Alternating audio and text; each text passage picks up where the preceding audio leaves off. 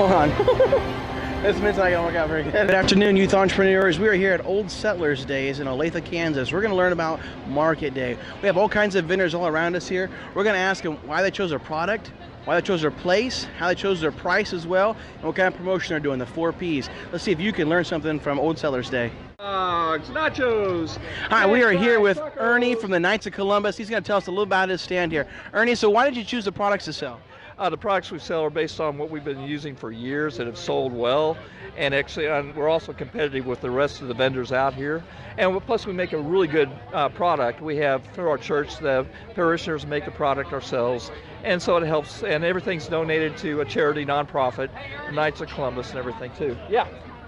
So, how did you choose your prices? I mean, based upon what kind of things did you use on in choosing your prices, how to sell your product? Basically, what the going market is on the products, and we get them a quantity. So, based on that, and then the amount of electricity and everything that goes into, and the labor. Of course, the labor is free through the Knights of Columbus.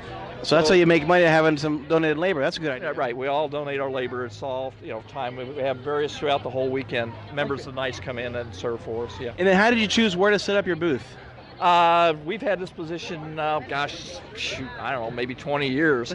But usually we get it in right away where we want our position of our booth is. Plus they have certain restrictions on the type of booths you can have in certain areas based on the power needs and everything else. Yes. Okay.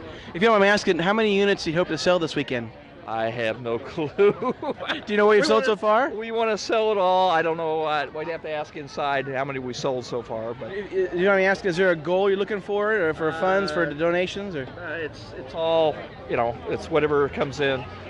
So I don't have a goal. I'd have to ask Tony in there, and if you want to go back there and talk to this guy with the hat, he can tell you more. He's sort of our team leader. All right. Yeah. I'm out here barking.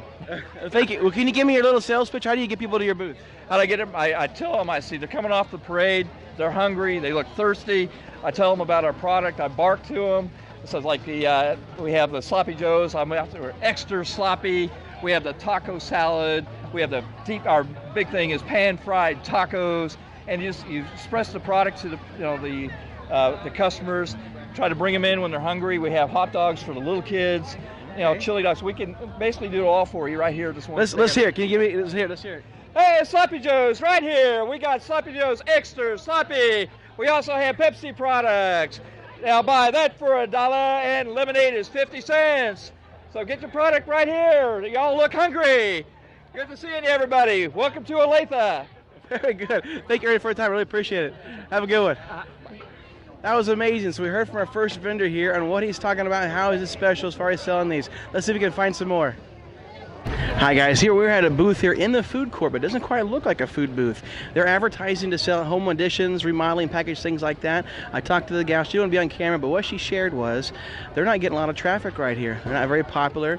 People are here to see something else, so they're marketing a product that isn't as popular here, but they're still hoping to hang on. But if you can see here, we have traffic going all around them, but not to this one. Now, something to think about. Is your product going to be marketed to the right kind of people here? They said last week they're at a home show, had a lot of different traffic. They said they're at an in-place. Now they have more traffic here, but still the right customer. Something to think about. Is your product going to be marketed to the right people?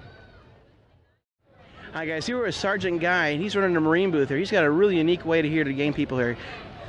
Yeah, what we're doing right here, we have a pull-up bar, and we have people come up and do pull-ups for prizes. You don't have to buy anything. By doing that, it really helps us get the word out about the Marine Corps, and it makes people earn something instead of just buying something or having stuff given to them.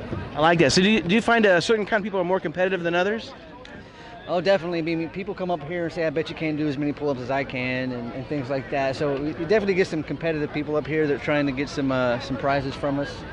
I like that. So what do you think about the placement of your booth right here? Is it attractive, the kind of people you're looking for?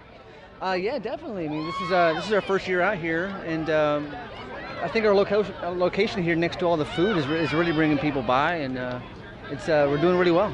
Oh, thank you very much. Thank you, Sergeant Guy, for your time. Appreciate it. Is there anything else you want to add to that, or? Very good. All right. Thank you, guys. So here we are, youth entrepreneurs with Sergeant Guy in the Marine Corps. This is interesting. This is attracting people to their business. They're not selling anything, but could you find a way to make money doing this? Thanks, guys. So why did you choose these kind of products to sell here today? We have been selling these types of products for almost 30 years here at Old Settlers. And they work, they last, and you can make a lot of baked goods and sell them for a decent price and still make a lot of money. So you don't have to keep them hot. You're not making them here. You're just making it ahead of time. It works out good for you. Okay. we do hamburgers and hot dogs too, and we do those because they're cheap as well, and we can sell them all day long. So how did you choose the prices to sell these items? I'm a pretty cheap mom, so I picked them based on what I would pay for them. So, and then what sells, and we compare with all the rest of the booths too to make sure we're in the same range. Same price range, okay. How did you choose where to set up the placement of your booth here? Honestly, we have been in this spot for 30 years, and so they just give us this spot every year. We're by the Turkey Lake people, and it's busy, so it's great. So you choose a spot that's got a lot of traffic coming through here? Traffic. Once the parade's over, everybody comes this way. So. And then what kind of promotion do you have? Why do people want to choose this booth? We're the only booth with homemade baked goods, and we have all homemade pies. The ladies in our church get together and bake them every year, and so. Okay. And you mentioned also you and your husband are youth pastors, is that right? Yes. All the money we raise here goes to missions. It goes to giving cars for missionaries. So. Wow. Well, thank you, Katie, for your time. I really appreciate it. Thank you very much. So here we have, guys, we have a booth here that is also sponsoring an event that people really enjoy and like. So it's one thing to look at. Is there some of the proceeds going to go to something that people would benefit from, they feel good from giving from? How do they get value other than just in the food? That's a good question, guys.